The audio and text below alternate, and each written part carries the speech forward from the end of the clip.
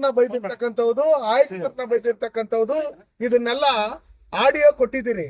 ಬೇರೆ ಯಾರಾದ್ರೂ ವಿರೋಧ ಪಕ್ಷದವ್ರು ಏನಾದ್ರು ಸ್ವಲ್ಪ ಏನಾದ್ರು ಮಾತಾಡಿ ಕಾಮೆಂಟ್ ಹಾಕಿದ್ರೆ ಅದನ್ನೇ ಅವ್ರ ಮೇಲೆ FIR ಮಾಡಿ ಮೊಬೈಲ್ ಸೀಸ್ ಮಾಡ್ತೀರಿ.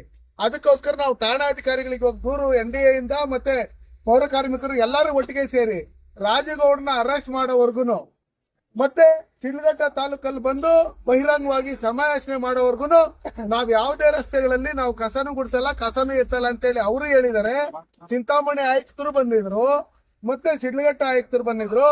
ನಮ್ಮ ಶಿಡ್ಲಘಟ್ಟ ನೆಮ್ಮದಿಯಾಗಿರ್ಬೇಕಂದ್ರೆ, ಶಾಂತಿಯಾಗಿರ್ಬೇಕಂದ್ರೆ, ಸ್ವಚ್ಛವಾಗಿರ್ಬೇಕಂದ್ರೆ ಇವ್ರು ಏನ್ ರಾಜಗೌಡರು ಆಯುಕ್ತರ ವಿರುದ್ಧವಾಗಿ, ಶಾಸಕರ ವಿರುದ್ಧವಾಗಿ ಮಾತಾಡಿದ್ರೆ ಅವ್ರ ಮೇಲೆ ಕೂಡಲೇ ಅರೆಸ್ಟ್ ಮಾಡಿ ಬಂಧಿಸಬೇಕು ಅಂತ ಹೇಳಿ ನಾವು ಈ ಮೂಲಕ ಭಾರತೀಯ ಜನತಾ ಪಾರ್ಟಿ ವತಿಯಿಂದ ನಮ್ಮ ಜಿಲ್ಲಾಧ್ಯಕ್ಷರು ಮತ್ತೆ ನಮ್ಮ ಮಾಜಿ ಶಾಸಕರು ನಮ್ಮ ಎಲ್ಲಾ ಮುಖಂಡರ ನೇತೃತ್ವದಲ್ಲಿ ಪಕ್ಷಾತೀತವಾಗಿ ನಾವು ದೂರನ್ನು ಕೊಟ್ಟಿದ್ದೀವಿ. ಅದಕ್ಕೆ ಕೂಡಲೇ ನಾವು ಕಾನೂನು ರೀತಿಯಲ್ಲಿ ಕ್ರಮ ಕೈಗೊಳ್ತೀರಿ, FIR ಮಾಡ್ತೀರಿ ಅಂತ ಹೇಳಿದ್ದಾರೆ.